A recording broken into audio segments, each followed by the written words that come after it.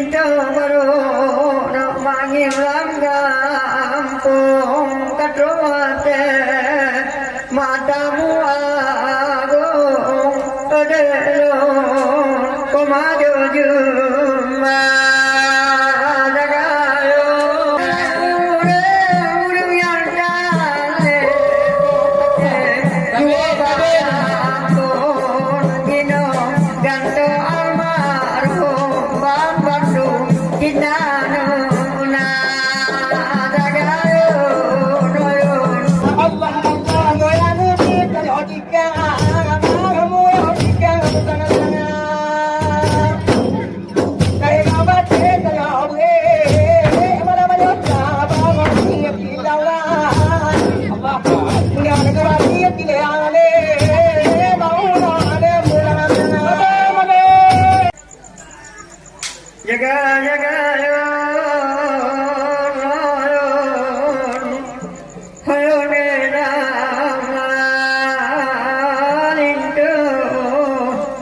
Linto baru anu kono yone nama jagayon ayo edama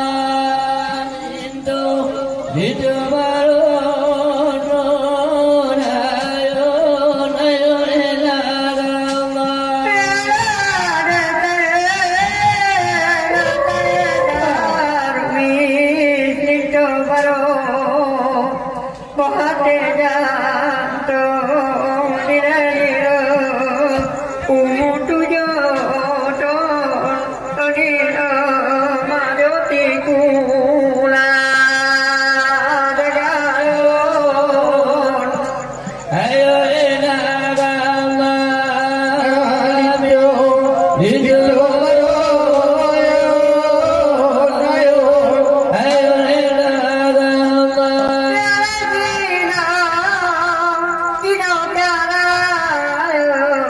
Linto baru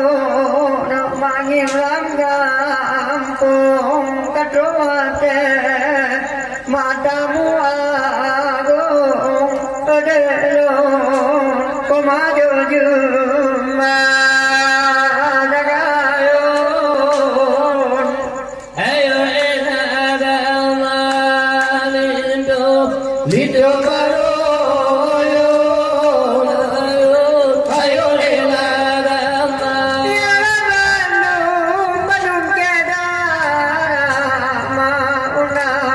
Walian karo jadi budo panu mama badayo ayo enagama lindo baro ayo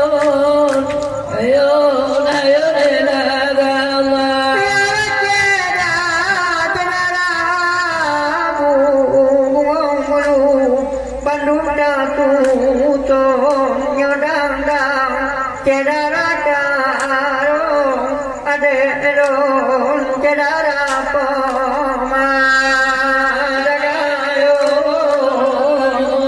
ayo enagama lindo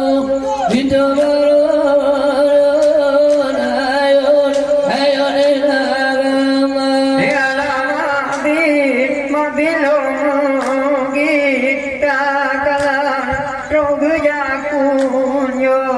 Jepang gudu balu di mabit pulale mata dagayon ayo enagama lindo baru ayo enagama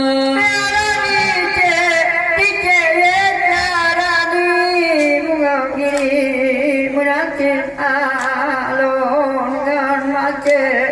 awak gudron ngan kuno utadura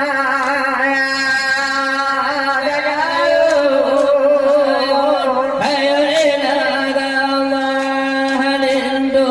lindo baru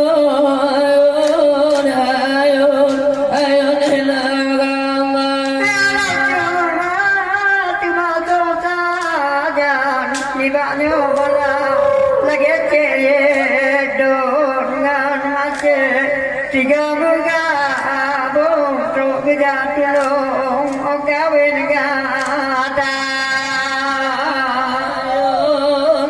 ayun ayun ilama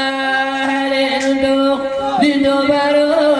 ayun ayun ayun ilama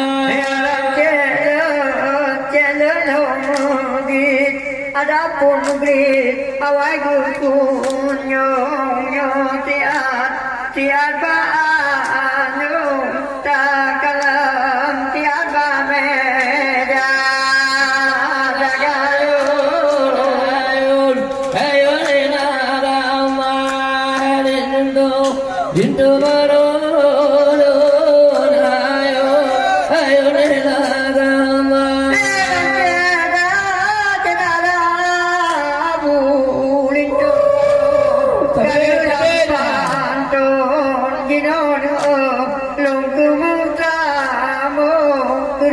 Tion kedada poma ayun ayun ilama dindu baru ayun ayun ayun ilama kedada poma nabung darusni ngadiala langkong ohodan odam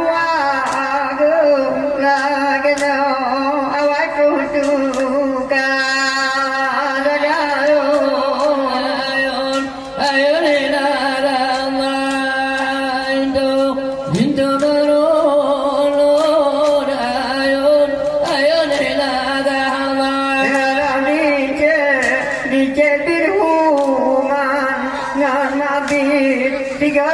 gabung tengok batu bangun ecek kuman tetap jodohkan ayun ayun ayun ilama rindu rindu baru ayun ayun ilama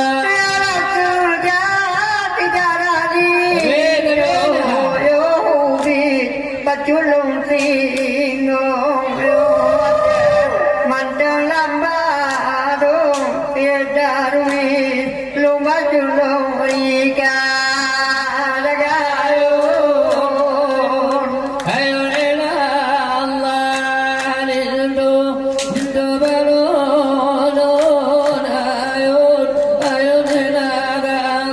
ya lamate mate lulaiha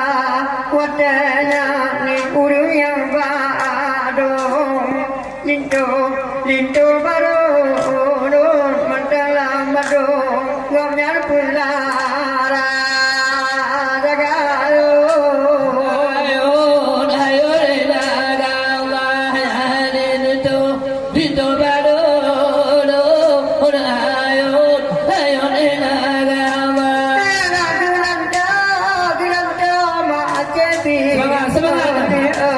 dua barang bonyo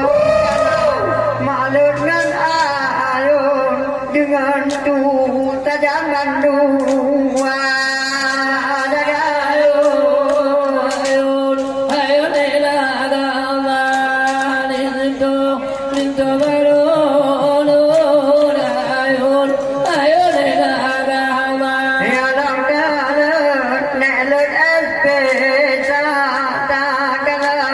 menantin alon oni ondamu agung langgenyo tetap rotuga ayun ayun ilama rindu rindu baru ayun ayun ilama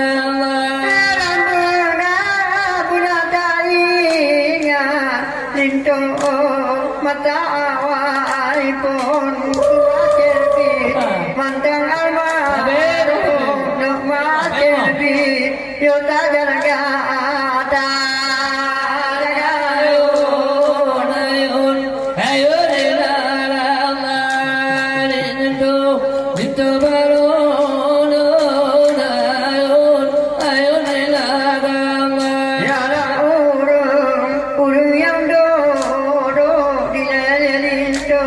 gudodi ayo dio uru yang gado anu lo yo alo gata jagayo